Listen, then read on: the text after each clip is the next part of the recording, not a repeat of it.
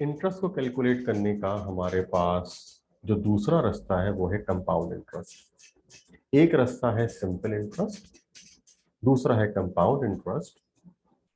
Simple interest में interest की calculation सिर्फ और सिर्फ प्रिंसिपल वैल्यू ओरिजिनल अमाउंट पर होती है, यानी जो भी रेट तय होता है इंटरेस्ट का वो प्रिंसिपल अमाउंट के ऊपर हर साल लगता है, जिसकी वजह से हर साल इंटरेस्ट की अमाउंट सेम रहती है। इसको सिंपल इंटरेस्ट कहा जाता है। लेकिन कंपाउंड इंटरेस्ट में ऐसा नहीं है। अगर दो लोगों के दरमियान इंटरेस्ट की कैलकुलेशन के लिए कंपाउंड इंटरेस्ट का तरीकेकार तय कर लिया गया है, तो इसका मतलब यह है कि पहले साल प्रिंसिपल पर रेट लगेगा, एक इंटरेस्ट कैलकुलेट होगा। मिसाल के तौर के ऊपर अगर 10,000 की अमाउंट है और उस पर इंटरेस्ट बन रहा है 1,000 रुपए का, तो 10,000 और 1,000 मिलाकर हो गए 11,000। ये पहले साल की सिचुएशन। दूसरे साल में जब इंटरेस्ट लगेगा तो वो 10,000 यानी प्रिंसिपल अमाउंट पर नहीं लगेगा, बल्कि अब वो 11,000 पे लगेगा। फर्ज कर लीजिए कि दूसरे साल का जो इंटरेस्ट है वो 2,000 रुपए है, तो अब 11,000 और 12,000 मिलाकर हो गए 13,000। तो अब जब तीसरे साल में कैलकुलेशन होगी तो वो कैलकुलेशन अब 13,000 पर होगी, यानी इंटरेस्ट कैलकुलेट होता जाएगा, वो प्रिंसिपल वैल्यू में शामिल होता जाएगा और रेट ऑफ इंटरेस्ट उस नई आने वाली वैल्यू के ऊपर लगेगा। इसको कंपाउंड इंटरेस्ट कहते हैं। कंपाउंड इंटरेस्ट की कैलकुलेशन के लिए हम यहां पर एक सिचुएशन देखते हैं। सिचुएशन ये है कि हमें कंपाउंड अमाउंट मालूम करना है। कंपाउंड अमाउंट से मतलब ये है कि जो भी अमाउंट इन्वेस्ट हो रहा है वो फाइनली उसकी रीपेमेंट कितनी होगी, ओरिजिनल मिलाकर, ओरिजिनल और इंटरेस्ट को मिलाकर, उसको बोलेंगे कंपाउंड अमाउंट। वो हम यहाँ पर पता करेंगे। अब देखिए, ओरिजिनल अमाउंट सवाल में दिया हुआ है 500 रुपीज। ये जो 500 रुपीज है ये 5% कंपाउंडेड एनुअली है। वाज़ेह तौर पे लिखा हुआ है कि कंपाउंड के तरीके के तहत कैलकुलेशन करनी है, और ये 3 साल के लिए हमें इस पर इंटरेस्ट कैलकुलेट करना है, 3 साल का टोटल। अब ये 3 साल का इंटरेस्ट और ये 500 रुपए मिलाकर कितना अमाउंट बनता है, ये टोटल अमाउंट हमें यहाँ पर कैलकुलेट करना है। इसको बोलेंगे कंपाउंड अमाउंट। तो सबसे पहले हमें ए निकालना है। ए कहलाता है कंपाउंड अमाउंट या एक्यूमुलेटेड अमाउंट।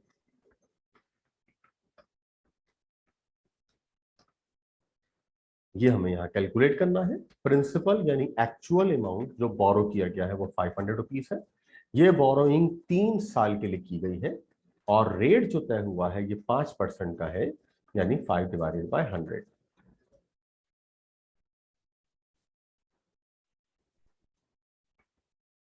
तो हमारे पास आएगा 0.05।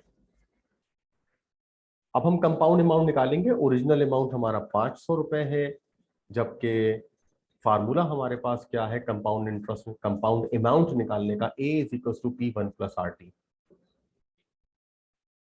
ए is equal to P1 plus RT। इसमें ए अब हम यहाँ निकाल रहे हैं, पी की वैल्यू 500 रुपए है, 1 एज इट इज हमने यहाँ पे लिखा। इसके बाद आर की वैल्यू है 0.05, जबकि टी यहाँ पर है 3 इयर्स।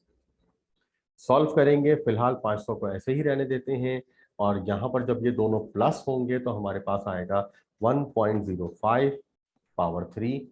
500 अगेन अभी ऐसे ही रहेगा। 1.05 पावर 3 जब हम सॉल्व करेंगे 1.05, और ये है पावर का बटन, ये पावर 3, तो हमारे पास आ गया 1.1576। 1.1576, इसको अब हम 500 से मल्टीप्लाई करेंगे, मल्टीप्लाइड बाय 500, तो फाइनल आंसर है 578.81। 578.81। तो ये हमारे पास आ, अब ये जो 578.81 है ये बेसिकली ओरिजिनल प्लस इंटरेस्ट है। इसके अंदर 500 रुपए ओरिजिनल अमाउंट है, तो जो बाकी बचेगा वो इंटरेस्ट होगा। यानी 500 से ये आगे बढ़कर जितना हुआ है वो इजाफी अमाउंट इंटरेस्ट है, तो वो भी पता कर लेते हैं यहाँ पर। तो इंटरेस्ट कैलकुलेट करने के लिए हम क्या करेंगे कि जो एक्यूमुलेटेड अमाउंट, कंपाउंड अमाउंट हमारे पास आया है, इसमें से ओरिजिनल अमाउंट आप माइनस कर देते हैं। तो ये हमारे पास आया था 578.81, ये अभी हमने कैलकुलेट किया। प्रिंसिपल अमाउंट सवाल में दिया हुआ था 500, तो जब हम इसको माइनस करेंगे तो दिस विल बिकम 78.81 रुपीस। तो ये हमारे पास इंटरेस्ट भी कैलकुलेट हो गया। तो इस सवाल में हमने बेसिकली सबसे पहले कंपाउंड अमाउंट निकाला, यानी ओरिजिनल प्लस इंटरेस्ट एक साथ निकाला हमने, और फिर इसके बाद हमने ये भी चेक किया कि इंटरेस्ट का अमाउंट कितना बन रहा है।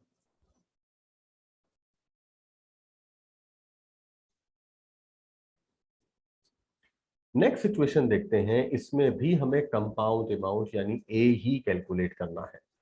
इस दफा जो प्रिंसिपल वैल्यू है वो है 1500, और जो रेट दिया हुआ है वो है 6% compounded semi annually. 6% compounded semi annually. 6% है तो पहले 6 डिवाइडेड बाय 100 करेंगे, तो जब 6 डिवाइड बाय 100 करेंगे तो ये हमारे पास आएगा 0.06। और चूंकि ये सेमी एनुअली है यानी साल में 2 मरतबा, यानी ये तो 6% है, ये तो पूरे साल का है, लेकिन चूंकि तय हुआ है कि सेमी एनुअली पेमेंट की जाएगी यानी साल में 2 दफा पेमेंट की जाएगी, तो इसीलिए अब ये 0.06 तो पूरे साल का है, तो इसको 2 से डिवाइड कर देंगे। तो 2 से डिवाइड करने के बाद हमारे पास जो अमाउंट आएगा वो होगा 0.03। So this is basically the rate for semi annually. तो हमें ये बात ध्यान में रखनी होगी कि अगर rate of interest semi annually है तो हम हमेशा उसको 2 से डिवाइड करेंगे। इसी तरीके से सेमी एनुअली के बजाय अगर क्वार्टरली आ जाए तो हम 4 से डिवाइड करेंगे। इसी तरह से अगर मंथली आ जाए तो 12 से डिवाइड करेंगे हम इसको। तो हमें इस बात का ख्याल रखना होगा कि सवाल में कंपाउंडेड के आगे क्या लिखा हुआ है। अगर एनुअली लिखा हुआ है सो नो इशू, अब हमें किसी भी चीज से डिवाइड करने की जरूरत नहीं है, यानी वो पूरे साल का ही है वो। लेकिन अगर सेमी एनुअली है तो 2 से डिवाइड फिर हम करेंगे। बिल्कुल इसी तरीके से जो टाइम है वो यहाँ पर दिया हुआ है 8.5 ईयर्स, लेकिन ये 8.5 साल है। अब चूंकि सेमी एनुअली है तो 8.5 को हमें बेसिकली 2 से मल्टीप्लाई करना पड़ेगा, क्योंकि हर साल 2 दफा है, तो 8.5 साल में ये 17 दफा पेमेंट होगी टोटल। तो हमें जो यहाँ पर बात जहन में रखनी होगी वो ये कि अगर सवाल में सेमी एनुअली आ जाए तो रेट 2 से डिवाइड होगा, जबकि टाइम 2 से मल्टीप्लाई होगा। अब हम यहाँ पर एक्यूमुलेटेड अमाउंट कैलकुलेट करेंगे। यहाँ पर प्रिंसिपल वैल्यू दी हुई है 1500, इसके बाद दिया हुआ है 1, ये फार्मूले का है। रेट हमें सवाल में दिया हुआ है जो अभी हमने यहाँ पर निकाला होता 0.03, और टाइम जो है वो है 17।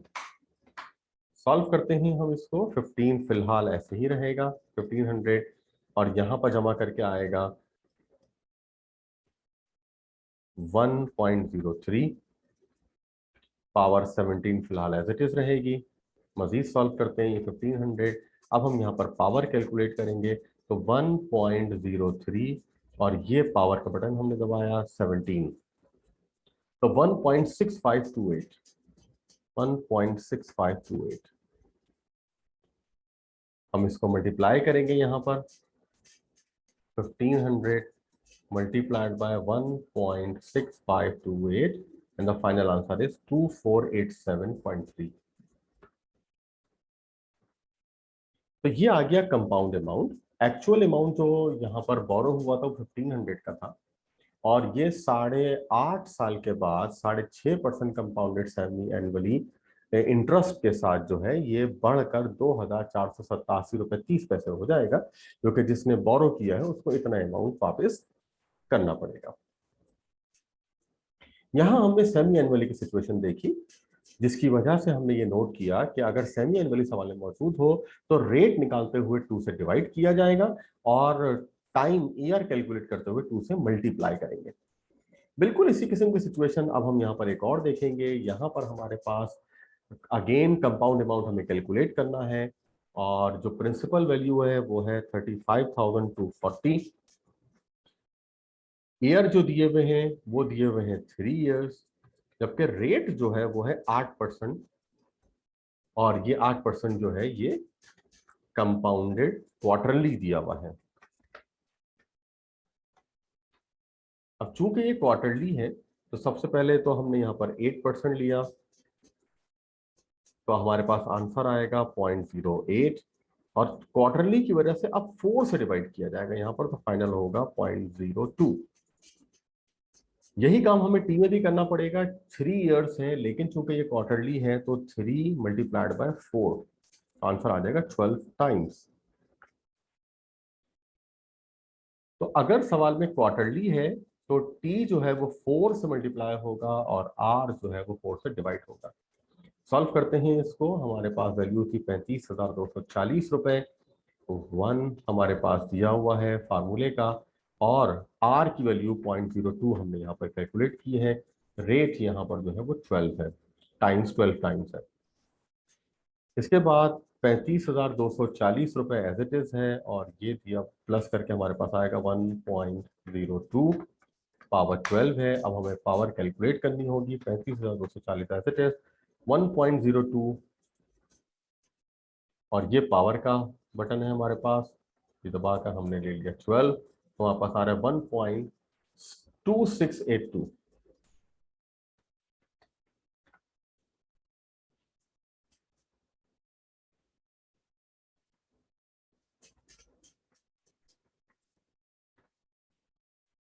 मल्टीप्लाई करेंगे ताकि हमारे पास कंपाउंड अमाउंट आ जाए, तो 35,240 को मल्टीप्लाई कर दिया 1.2682 से, तो हमारे पास जो आंसर आएगा वो आएगा 44,691.368। तो दैट्स इट। यहाँ पर हमने ये भी कैलकुलेट कर लिया। तो जो बात हमें समझ में आई वो ये कि हमें इस बात का ख्याल रखना होगा कि सवाल में रेट के साथ क्या लिखा हुआ है। क्वार्टरली है तो रेट 4 से डिवाइड होगा और टाइम 4 से मल्टीप्लाई होगा। अगर सवाल सेमी एनुअली का है तो रेट 2 से डिवाइड होगा और टी जो है वो 2 से ही मल्टीप्लाई होगा। इसी तरीके से अगर सवाल मंथली का आ जाए, यानी लिखा हुआ हो 6% कंपाउंडेड मंथली, तो रेट जो है वो 12 से डिवाइड होगा और टी जो है वो 12 से मल्टीप्लाई होगा। इसी तरीके से अगर सवाल एनुअली लिखा हुआ हो तो फिर हमें इस किस्म की कोई भी चीज करने की जरूरत नहीं होगी। हम बिल्कुल नॉर्मली जिस तरह हमने ये क्वेश्चन सॉल्व किया था, यहाँ पर एनुअली था, तो यहाँ पर हमने रेट को और टाइम को किसी भी चीज से डिवाइड या मल्टीप्लाई नहीं किया था हमने।